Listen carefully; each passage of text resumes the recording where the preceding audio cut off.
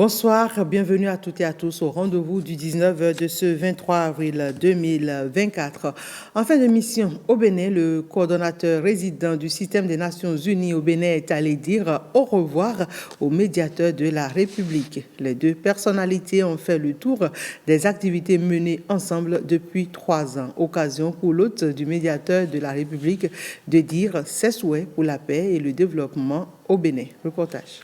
De mon séjour au Bénin, je retiens plusieurs choses nous aurons peut-être l'occasion d'en dire un peu plus, mais laissez-moi d'abord vous dire que je suis arrivé en janvier 2021, c'était encore pendant la période de la Covid, et la première chose que je retiens, c'est le travail qu'on a fait pour nous battre ensemble contre la Covid. Et le système des Nations Unies, sous mon leadership, a apporté une contribution financière de 37 millions de dollars dans la lutte contre la COVID-19 et aussi le relèvement post-Covid. Mais nous sommes ici pour le développement et nous avons aussi investi 232 millions de dollars pendant les 3 ans dans le développement, dans les différents piliers de développement au Bénin. Et ces piliers-là, ces investissements-là, ce sont des contributions des Nations Unies aux priorités nationales de développement qui sont inscrites dans le PAG 2021-2026. Voilà, en gros, on peut aller un peu dans les détails, mais c'est un petit peu cela. Et la dernière chose que je voudrais mentionner, c'est notre gratitude pour le partenariat qu'il y a entre le système des Nations Unies et le gouvernement du Bénin, et aussi les Béninoises et les Béninois. Et nous travaillons pour l'étendre et le renforcer, puisque l'institution reste aux côtés des Béninoises et des Béninois pour travailler pour le développement et la paix. Ouverture à Comé dans le département du Mono de la 13e édition de la rencontre trimestrielle entre la Cour suprême, les juridictions de fond et les ordres professionnels de la justice. Une initiative de la Cour suprême financée par la Fondation Friedrich Ebert qui vise une synergie d'action entre les différentes composantes de l'appareil judiciaire au Bénin. Eva Ezomon, Samia Tchabimani pour plus de précisions.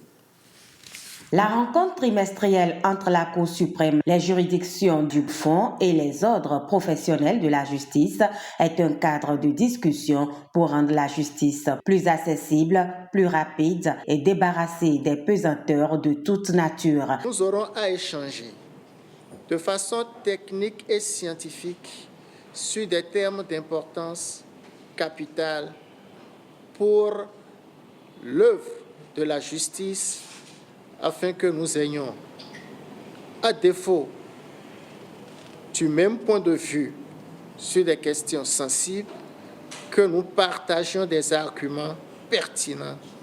Le juge doit de se mettre au diapason des nouveaux droits afin de pouvoir faire face efficacement aux contentieux émergents et aux nouvelles procédures toujours plus complexes. Les présidents des cours d'appel, les présidents des tribunaux de première instance, les procureurs de la République, les avocats du barreau du Bénin et les greffiers des cours et tribunaux renforcent donc ainsi leur capacité sur des thématiques qui font l'actualité. La justice à l'heure de la modernisation, la répartition des compétences entre juridictions, le juge de l'état civil et l'Agence nationale d'identification des personnes, ANIP.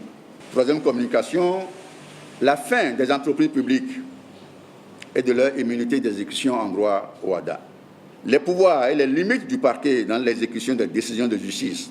Cinquième exposé, les relations entre le parquet près le tribunal de première instance et le parquet spécial près la Cour de répression des infractions économiques et du terrorisme, CRIET. La rédaction des procès-verbaux de pouvoir en cassation et la mise en état des dossiers frappés de pouvoir. Des discussions à bâton rompu sur des sujets non retenus sont enfin prévues pour clore cette rencontre qui s'est ouverte en présence de Bienvenu Milorin, préfet du Mono. Et voici à votre attention, mesdames, messieurs, un communiqué de la ministre de l'Industrie et du Commerce.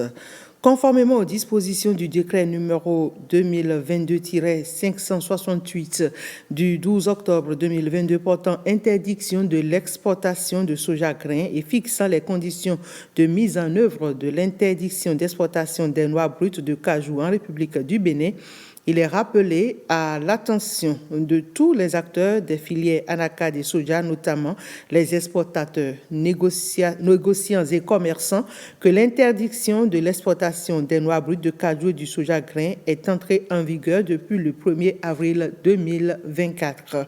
En conséquence, tout convoyage de noix brutes de cajou et de soja grain vers autre destination que celle des magasins des transformateurs est constitutif d'une infraction. Tout contrevenant sera sanctionné conformément aux tests en vigueur. C'était donc un communiqué de la ministre de l'Industrie et du Commerce. Faisons à présent un tour dans les départements du Borgou à Libori qui ont reçu une équipe de suivi et de vérification de l'utilisation de la plateforme de gestion des statistiques du tourisme. C'est à la suite des formations données en août 2023 puis en mars 2024 aux promoteurs d'entreprises et sociétés touristiques dans les deux départements. L'outil vise l'élaboration du compte satellite du tourisme. Kolawole Boniface. La mission des équipes sur le terrain, s'assurer de l'utilisation et du remplissage régulier de la plateforme de gestion des statistiques du tourisme. Notre descente sur le terrain, c'est de vérifier avec les chefs d'entreprise s'ils remplissent réellement les fiches par rapport aux données statistiques, de vérifier si le remplissage est fait. Et dans le même temps de voir dans ma zone de coordination si toutes les entreprises sont enregistrées. Sinon, on discute avec eux dans l'objectif de les enregistrer. L'équipe technique adopte une méthode bien précise à cette fin. Dès qu'on vient, on rencontre les promoteurs. La toute première question qu'on leur pose, c'est de savoir d'abord s'ils ont suivi la formation. Et si oui, s'ils ont quand même débuté la saisie des fiches, des informations sur la plateforme. Et si c'est le cas, on leur demande de faire quand même l'exercice devant nous pour qu'on puisse s'assurer vraiment qu'ils maîtrisent le processus et que les fiches, les données sont réellement entrées sur cette plateforme. On essaie d'abord de regarder les données qu'ils ont déjà saisies pour ceux qui l'ont déjà fait. On regarde les fiches qu'ils ont déjà eu à saisir, on vérifie les attitudes des informations et dès que c'est bon, on valide. Si ce n'est pas bon, on leur demande de corriger là où il y a de problèmes. La direction départementale du tourisme, de la culture et des arts, satisfaite du déroulement de l'opération. Ma descente sur le terrain m'a permis de voir que tout se passe très bien sur le terrain. Les hôteliers présentent aux techniciens les problèmes qu'ils ont et les techniciens à leur tour arrivent à donner des solutions à leurs difficultés et en vue d'une remédiation. Et pour certains qui n'ont pas commencé la mise en œuvre, on les relance, on leur demande de vouloir commencer la mise en œuvre de cette plateforme au niveau de leurs hôtels. Le directeur départemental du tourisme, de la culture et des arts, Borgou Alibori, invite toutes les entreprises et sociétés touristiques à s'approprier cet outil qui permet au Bénin de disposer de bases de données fiables pour son développement. Le congrès du Haut Conseil des rois des chasseurs en battu du Bénin a eu lieu le samedi 20 avril dernier à la place Tabira de Parakou. L'événement a eu l'adhésion des autorités administratives, religieuses et traditionnelles et même les chasseurs traditionnels qui étaient présents sur le terrain avec plusieurs délégations de têtes couronnées et de chasseurs en battu venus de plusieurs régions du Nord Bénin. Plus de détails avec Ronald Robinson et Alessis Assoba. À travers ce congrès constitutif, les rois de ces chasseurs s'unissent pour accompagner le gouvernement dans sa politique de promotion culturelle. Ils s'offrent également tel un atout dans l'implacable lutte contre l'extrémisme violent. En dehors de la pratique de la chasse qui passionne les jeunes, initiés ou non, la battue annuelle permet de nos jours de recueillir des informations sécuritaires pour mieux renseigner les corps habillés et les autorités locales en leur fournissant des informations sur les mouvements et actions des personnes suspectes dans la logique de prévenir contre l'extrémisme violent. Ainsi donc, la collaboration entre la population et la police sera davantage renforcée au Bénin. Nous bénéficions de l'encadrement des agents des eaux et forêts de jour comme de nuit pour éviter d'enfreindre à la loi tout en perpétuant la tradition de la chasse à la battue. La création du HCRCB s'inscrit en droite ligne d'organiser cette activité culturelle et sportive pour son meilleur fonctionnement dans un souci de cohésion intercommunautaire et de valorisation de la culture béninoise. Dans tous les villages, dans tous les quartiers, c'est pour mettre la sécurité dans notre pays, pour aider le gouvernement, pour aider les forces de l'ordre. Parce que si on dit chercher aujourd'hui, ce n'est pas pour aller chercher les gibiers seuls. Cette initiative a la bénédiction des autorités traditionnelles, notamment les têtes couronnées, et des autorités politico-administratives. Vous êtes maintenant reconnus comme les acteurs à part entière de la préservation des milieux naturels, de la biodiversité et des gestionnaires d'espaces naturels.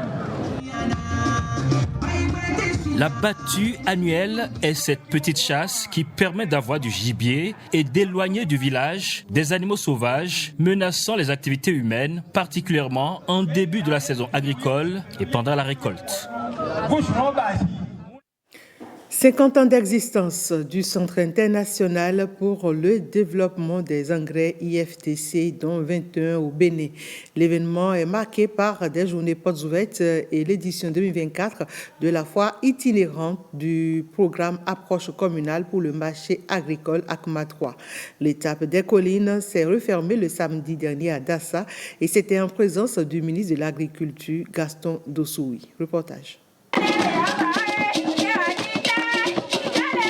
Dassa, première étape de l'édition 2024 de la foire itinérante du programme Approche communale pour le marché agricole. Financé par l'ambassade du Royaume des Pays-Bas près le Bénin, ce programme vise à dynamiser l'économie agricole pour davantage booster le développement local. L'IFDC, l'initiatrice et ses partenaires s'y attellent depuis plus de 2 décennies. Que de chemin parcouru. En ce moment où nous marquons une pause pour explorer une étape supplémentaire dans ce voyage vers une agriculture durable et résiliente au Bénin, je voudrais vous inviter à continuer à croire davantage à l'IFDC. Je profite donc de cette occasion pour vous remercier et surtout remercier le président de la République qui ne néglige aucun effort au profit du développement de l'économie locale. La stratégie du programme ACMA 3, qui est basée sur le déploiement des mécanismes de facilitation, considère que les foires sont comme un mécanisme très pertinent pour promouvoir le développement des activités entrepreneuriales des jeunes et des femmes, en leur permettant d'exposer et de vendre leurs produits agricoles, en leur permettant de nouer des relations d'affaires avec de nouveaux acheteurs. Le chemin parcouru par l'IFDC aux côtés du monde agricole est à saluer, a fait entendre le ministre de l'Agriculture. Gaston Dossoui y voit des indicateurs au beau fixe. La spécificité que j'ai vue, c'est d'abord les jeunes et les femmes qui sont concernés par la mise en œuvre de ce programme. Et lorsque vous donnez le pouvoir aux femmes, vous créez les bases réelles de l'autonomisation. Et l'IFDC nous permet de régler la question genre, l'emploi des jeunes, l'emploi des femmes, la création de richesses au profit des familles. Beaucoup de familles sont sorties de la précarité, rien qu'avec l'appui de cette institution. Et j'appelle de tous mes voeux que saisissant les opportunités qui s'offrent à notre économie aujourd'hui, nous devons travailler et développer le consommation local. Après l'étape de Dassa dans les collines, Ndali dans le Borgou et Djougou dans la Donga sont annoncés pour abriter la foire itinérante, devenue une tradition. Des personnalités et sociétés béninoises ont été distinguées et ont reçu des trophées en tant que meilleurs acteurs de développement au Bénin de l'année 2024. Initiée par l'agence de communication Les Nouvelles du Jour, la cérémonie de remise de ces trophées, qui est à sa 4e édition, s'est déroulée le 20 avril dernier à Godomé. Esther Amessiga, Julia Koikou pour le reportage. Leur nom entre désormais dans les annales des meilleurs acteurs de développement du Bénin. pour leurs actions participatives à l'essor de divers secteurs comme l'agriculture, l'eau et les œuvres sociales. Ces Béninois reçoivent la distinction par l'agence de communication Les Nouvelles du Jour. Ce sont des personnalités qui sont battues depuis plusieurs années pour le développement de notre chère nation, le Bénin. Nous, au niveau de l'agence de communication LNJ, nous sommes allés dénicher ces personnalités-là afin de les sélectionner. Je suis vraiment dans la joie et je suis en train de voir que les gens m'observent et que l'agriculture est connue comme un levier de développement de notre pays.